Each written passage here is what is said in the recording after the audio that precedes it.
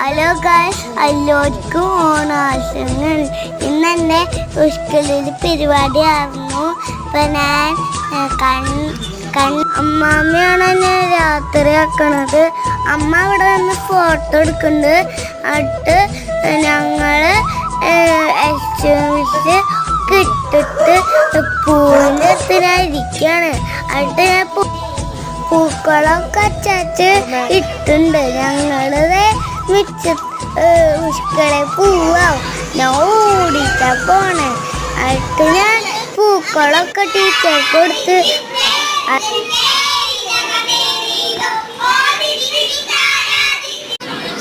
ഈ